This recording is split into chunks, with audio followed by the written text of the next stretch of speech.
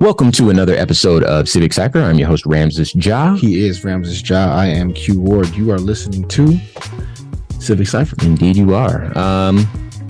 Great show lined up for you today. We're going to talk about some stuff that is pretty interesting. So a lot to stick around for, including some stuff you may have seen in the news in recent months. These powerful black people who are effectively white supremacists. We're going to discuss that phenomenon because we recognize that that can be a very confusing thing. If you don't interact with a lot of black folks, or, you know, human nature oftentimes is to kind of stereotype, paint with broad strokes, that sort of thing. You might be getting mixed messages if you look at these black people who really parrot white supremacist ideas and, you know, stand for, you know, just very hard-nosed, hypocritical ideologies, and there's a black face on them. So again, it might be very confusing, but we're going to talk about that today. We've done this before, especially in some of these cases in the name of just personal political gain. Absolutely, parroting the politics of the far right. Thank you. So we're gonna peel all those layers away, and this one is going to be a deeper dive. I know we've talked about this sort of thing before, but we're also going to talk about forgiveness in the black community, and I really want to pay particular attention on today's episode to Will Smith stopping by Trevor Noah's show and discussing his upcoming movie, but also discussing the Oscars slap, the infamous slap.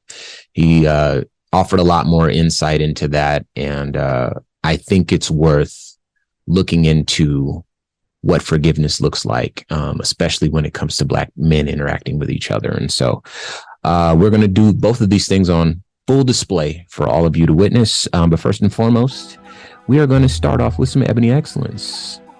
So this week's Ebony Excellence is sponsored by Hip Hop Weekly magazine. For all the latest in hip-hop music, check out hiphopweekly.com. Today's segment comes from Black Enterprise. So I'll read from the middle of the article here. Bob Johnson from BET. This is old news, but it was news to us, and we thought it was worth celebrating. Bob Johnson. Some specifics of it were new to us. Yeah. The overall story we knew already. Right. There you go. Thank you. So Bob Johnson is the man that founded BET as a black man. I'll read. The channel did well in its first years, but didn't turn much revenue until a new and exciting form of entertainment came into the picture. And here's a quote. Along the way came music videos, and MTV started playing videos, but they wouldn't play black music videos. So I said, this is Bob Johnson speaking, I said, there's a chance to play black music videos, and that's where we started. And the thing about it that made BET such a success was the videos were free. So imagine a business where the cable operators pay you to carry a program, the record companies give you the content for free, and the advertisers pay to speak to your audience. So he ended up winning in 3 different ways. So this is how BET rose to prominence, because MTV, I think they would only play Michael Jackson at the time, but they wouldn't really go any deeper than that. And the part of the story that I didn't know that we believe to be Ebony Excellence is in 2001, again, a while ago, but in 2001, Johnson sold BET to Viacom, the infamous Viacom, and BET employees, and in doing so, created a large number of black millionaires who Johnson gave equity in BET. So he created the largest number of black millionaires at one time in American history. And even though that's old news, we didn't know it, and we believe that's Ebony Excellence. So absolutely, shout out to Bob Johnson for that. One time for Bob Johnson. All right, so let's talk about black white supremacists, and we're not talking about black conservatives. We're talking about something different. If you are a black conservative, or you know someone who is black and has conservative beliefs, that is normal, that is healthy, that is okay. You know, we recognize that all black people don't feel the same way. We don't all espouse the same values and so forth and so on. But there's something to be said about those folks who really fortify and uphold white supremacist ideals and institutions that we really need to discuss, because it can be very confusing. And, you know, some folks may not know what's right, unfortunately. So I want to start with a phrase that, or a saying, I guess, that we use in the Black community, Uncle Tom. We've talked about Uncle Tom on the show before. The actual Uncle Tom person that name comes from was actually not an Uncle Tom, but his name has been co-opted in the Black community to refer to Black people, often Black men, who are not down for their people. Black men that want to be accepted at all costs, at cost to their dignity, to their culture, their people, their family, etc. They want to be accepted in often enough white circles, right? So I need you to be familiar with an Uncle Tom. And that's not to be confused with a person like, for those familiar with the original Chappelle Show, a Clayton Bigsby sort of a person, right? A Clayton Bigsby sort of a person is a person that doesn't recognize his own Blackness as having value or having being even real. There are Black people that do not wish to identify as Black.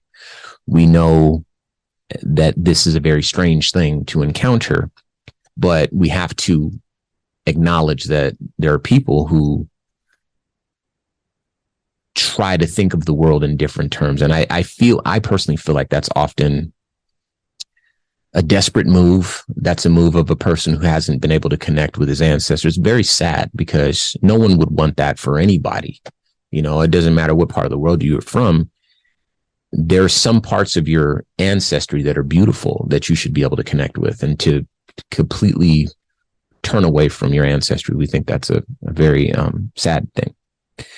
But there's some other names I want you to know. There's a guy named Uncle Ruckus. This is another fictional character. Correct. He's in a show called The Boondocks. Shout out to my sister, Yamar Taylor. The Boondocks is an anime cartoon about two Black kids that move to the suburbs. You should definitely check it out. But there's a character, Uncle Ruckus, and he's another sort of white supremacist type of character, very openly. And they use his character to flesh out concepts in the program. So, and last but not least, I'll mention another fictitious character. This guy's name is Steven. For those of you familiar with Quentin Tarantino films, he had a film called Django Unchained. Steven is another kind of like Uncle Tom type of person. The character was played by Samuel L. Jackson in the movie Django Unchained. And for those of you familiar with any of these movies or shows or anything like that, it kind of gives you an idea of basically a Black person that hates Black people. They may not say that out loud, but their actions and their ideas and their whatever, it often enough suggests that they don't really think very highly of Black people, and they can get away with it. They almost always get platforms because they are saying things that white supremacists can't say without being canceled or challenged. So they end up being being called racist or white supremacist, right? Which they like being those things. They just don't like being called them. Right. And if you're Black, you can do it. And of course, if I'm Black and I say, Black people are awful and, police brutality is a myth and, Black people, it's all your fault and that sort of stuff, no one can come to me because I'm Black and say, well, you're being racist. Although that's exactly what I'm doing. It is possible for people to hate themselves and to hate the people that they come from. And this is what we're talking about today. So I want to talk about a name that makes Q's eye twitch. This is a person that is very dangerous. This person gives a Black shield to white supremacy. I like that. I should write that down. A Black umbrella, a Black shield, a Black overcoat. There you go. This person is intelligent. This person is charismatic, and this person has also been propped up. This person goes by the name of Candace Owens. There goes the eye twitch. I see it. Closed my eyes so you couldn't see it twitch. And I want to say something. We've been through recently, Q and myself, we've been through some interesting things lately, right? That's a way to put it. Yeah. And we want to be very careful because we do not, and we're asking you, our listeners, to hold us to this. We do not want to let this show ever devolve into the type of program that tears people down. Rather, we want to hold people accountable, hold people responsible. We want to challenge people and institutions to become better, the best versions of themselves. And we have to be very careful because we have to decide where that line is. But we also have to be mindful of the fact that our words carry weight, especially now. And so we're not trying to tear anyone down. But it's important to mention this woman in particular because this is a woman who actually does believe that police brutality is a myth. Hold on, wait. You think she believes that? No. This. So I went through, researching today's topic, and I gathered my notes from credible sources that talk about Candace Owens and who she is and things that she said. So I know that this is definitely, that's why it's first. That's definitely something that she said that's very alarming. No. We know that she said it. Mm-hmm. What I'm asking you is, do you think she actually believes that? Oh, no, I don't think it's not possible. I think the woman is a con artist. Yeah. And is faking everybody out because of its fiscal implications. Y'all can't see me, but I just almost touched Ramsey's face because I got so happy that he said that and I couldn't articulate it properly. I don't think she believes that at all. Sure. Which is why I despise her. Yeah. So, you're absolutely right. And we're going to get to that in a little bit too. But fiscal benefit, political influence, there's lots of reasons that a person might do this. But what we look at, I'm going to speak for the general, well, it's hard to say that, but most Black people in this country, and I think most people who are not conservative, would look at this woman and realize that her words don't really reflect a shared reality among Black people, right? She is very much a Black outlier. But again, what she does is gives people who want what she says to be their truth a reference point, something that is quote unquote credible, that they can lean on when they themselves are challenged for their often white supremacist or racist beliefs, right? Now, Candace Owens also praised Hitler for his nationalism. Poor baby. He wanted everybody to be German. What's wrong with that? That sort of thing, right? And something that you brought up on the show before, Q, is that she made a documentary about the murder of George Floyd and did her best to try to make anything else the reason for his death other than a police officer kneeling on his neck for 8 minutes or nearly 9 minutes. Everything else in the world. She tried to make that argument in this film and then released it on when? On his birthday. And so it's those little things that go a little bit beyond just a conservative Black voice. That little bit of extra hatred, that little bit of extra je ne sais quoi. Talk about being intentional. Right. And this sort of thing often takes a person from simply being a Black conservative voice. We've had Black conservative voices on this show before. That's not something that we're afraid of. It's something that we reckon. I admit every third episode that I'm a bleeding heart liberal. It's not my deal, but I recognize that other politicians, law enforcement. Yeah, all the above, right? But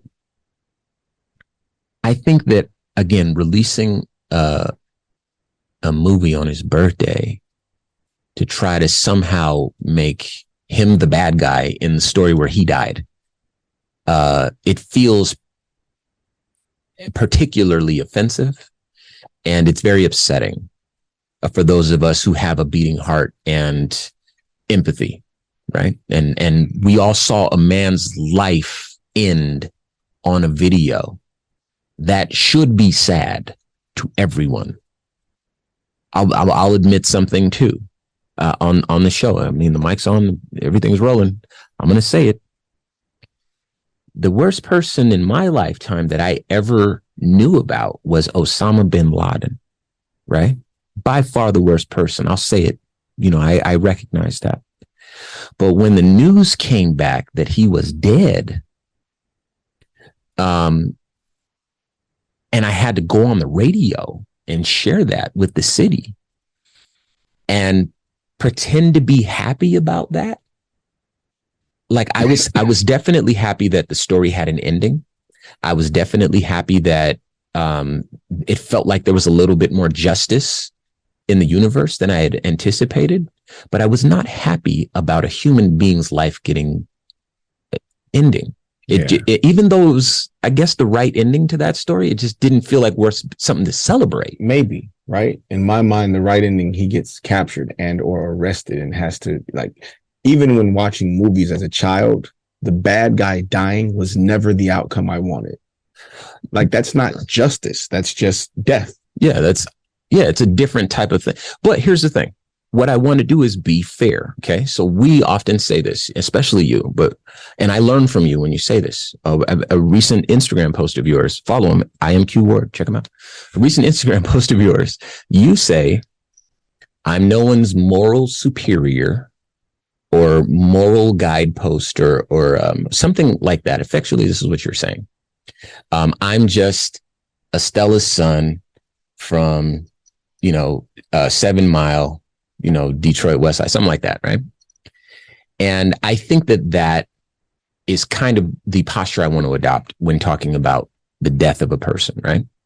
And explaining why this thing that Candace Owens did is particularly offensive. And so I wouldn't tell anybody else how to feel about Osama bin Laden dying, right? You feel how you feel.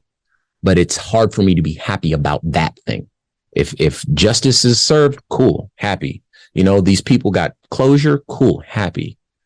A human being, it's just a sad thing for me. And I'm that type of person. I recognize other people may not be like that. So for me, again, looking at this documentary that this woman put out and recognizing that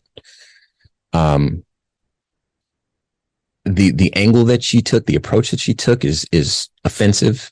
And then to put it out on his birthday and frame him as, like, again, the bad guy in his own story, and he's dead. Her levels of malcontent is really hard to understand. Right. The whole point of it seems to be, I don't want you all to be sad that man was murdered. So here's all the reasons you shouldn't be. Right. And that feels like, now let me move on. Oh, let me not forget. She wore the White Lives Matter shirt next to Kanye West. All right. She also, before we move on, denounced the NAACP after it helped her, claimed that white supremacy and racism don't exist, except the NAACP helped her win a lawsuit where she sued because she was racially discriminated against. Except that doesn't exist, so we can move on. I'm sorry. No, I like to say true stuff out loud sometimes. Yeah, that's okay. That's what we're here for. All right, moving on. Justice Clarence Thomas. This is another name that you might be familiar with. God bless his soul. This is the guy that looks so much like Samuel L. Jackson's character in Django Unchained. He might look more like Uncle Ruckus from your sister's. Either like a combination of the two. Anyway, he is a Supreme Court justice and a Black conservative, right? And he wants Black people to pull themselves up by their bootstraps, right? Which, for a second, for the record, let me say, that saying was initially made in jest. Think about it. Is it possible for you to pull yourself up by your own bootstraps? No, it was a joke. Especially if you don't have boots to begin with. Anyway, the idea, meaning that Black people are responsible for changing our own reality, is not something that we don't brush up against in our day-to-day lives, right? So a person feeling that and championing that message isn't the worst thing in the world. We recognize that we have issues that we need to deal with in our communities, just like every other community has issues that are more relevant to their actual lives and their actual cultures, right? So if that was the end of his story, that would be all well and good. But bear in mind that this man, who is the physical embodiment of the phrase "all skin folk ain't kinfolk," this is a Black saying for those that are uninitiated. This is a man whose wife participated in and protected those involved in the January 6th insurrection to try to overturn the election results and basically overthrow the government proceedings, right? And this is a person, he's famously quiet, but if you look at his voting record, you recognize that his record is nowhere near in alignment with what it is that many Black people would say that we need in this country. Quite the contrary. Yeah, he's almost intentionally right against. And this is a little, people. Again, this is a little bit more than just a conservative voice. This guy's a little bit more like intentional here. Herschel Walker. This man is the embodiment of everything that the right supposedly despises about Black men in America. My belief is that we live in a celebrity culture that kind of gave him a head start because of his name, and then he's been managed to ride that wave. It's the only way that makes sense to me, because if you've heard him talk, if you've heard him, that's the thing that troubles me the most. Shoot, if you've ever heard him speak about any topic, it doesn't matter, even the topic you think he'd be an expert at, which is football. When you hear him talk at length about any topic, just how grossly qualified he is to be in front of people for any reason becomes clear. Yeah. Then unqualified. Yeah. And then presenting him as someone who should be in a leadership role with regards to our nation's government should seem like insanity, except there is a portion of our population that have shown that there is no depth that they will not steep to. Okay. Now watch this. He is more than happy to play that role, which is why the people on the right that are really, really deeply conservative are pushing so hard to get that man elected, knowing full well that he's a complete hypocrite. I think completely unqualified. Racist is better than saying deeply conservative. Deeply racist. Thank you, Q. I appreciate you helping me out. All right. And then we're going to dedicate a few seconds to a gentleman named Kanye West, or better said, Ye. And we will recap here. He went from the man that we knew saying George Bush doesn't care about Black people to the man we know who has the Confederate flag sewn into his clothes years ago, said slavery was a choice, who said Harriet Tubman never actually freed slaves, who of course wore the Make America Great Again hat and later the White Lives Matter shirt. We know a little bit about that. And is now fraternizing with known white supremacists, right? And any like one of flagrant bigot, way out there, level white supremacists. Absolutely. Now, any one of those things by themselves, maybe two things. Hey, man, maybe he's just on his journey, right? But all of them together let you know full well that this is a Black white supremacist, more than just a conservative. And what are the reasons? Well, grift, self-hatred, desire for attention, desire for money, lunacy, the list goes on, right? But what we need to do is let you know, don't be fooled. As we said, all skin folk ain't kinfolk. You need to do a little bit more in the way of gaining a consensus before you decide what your truth, or rather what you believe other people's truths to be. So sit with that.